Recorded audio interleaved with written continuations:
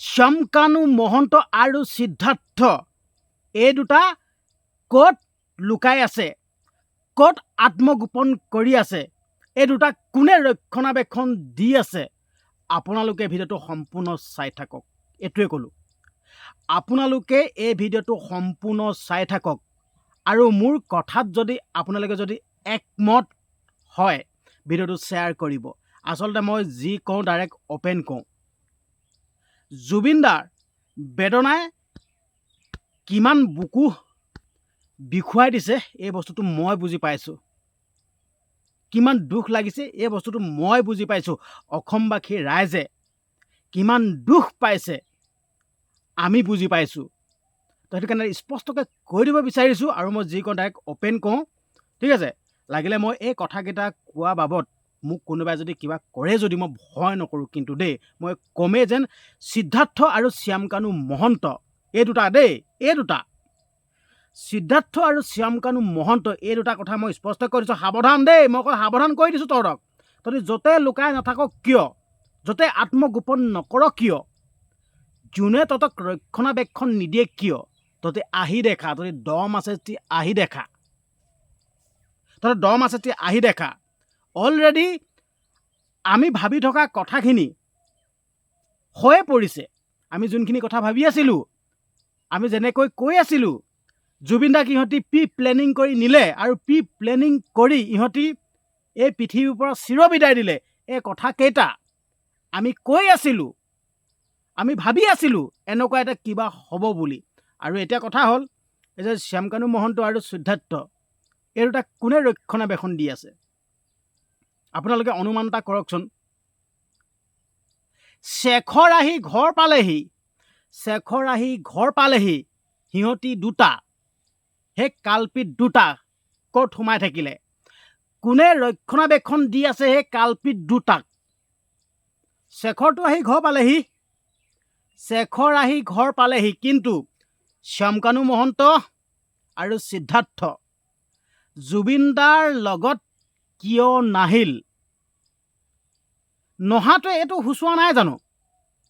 হয়, সিহঁতি প্লেনিং কৰি এই কাণ্ড কৰিলে জুবিনদাক, নহা কাৰণটো এইটো নহয় জানো?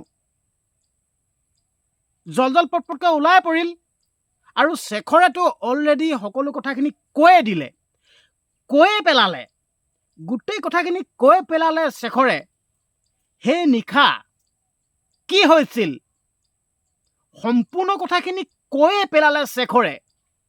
উৰে নিশাই মদৰ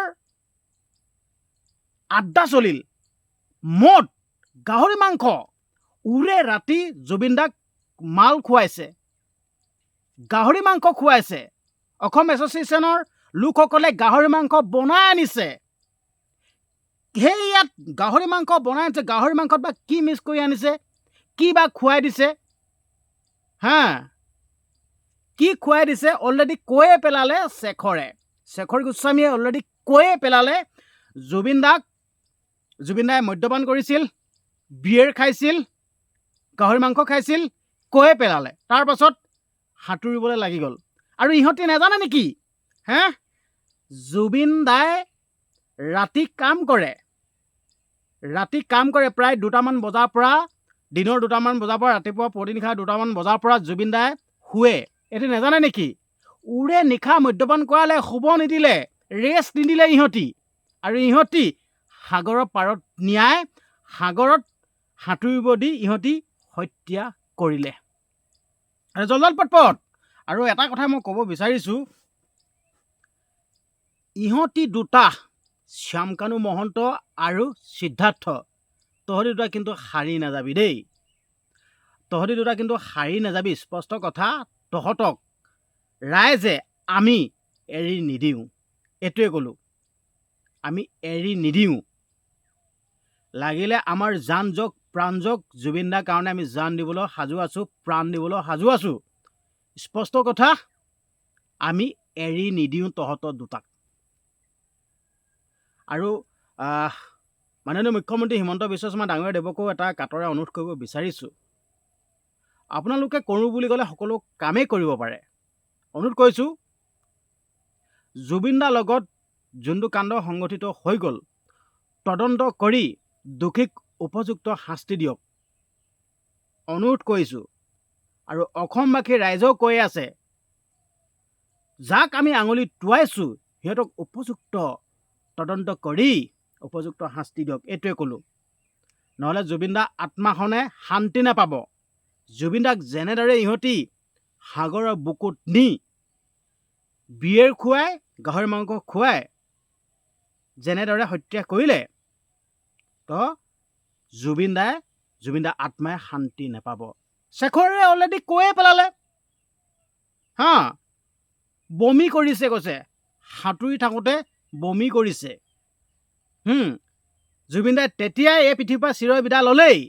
জুবিনদাই তেতিয়াই চিৰবিদায় ল'লে, বমি কৰিছে কৈছে, উঠটো নীলা হৈ গৈছে কৈছে, ভৰি আঙুলিবোৰ নীলা হৈ গৈছে কৈছে, আৰু জুবিনদাক ধৰি দিছে কৈছে।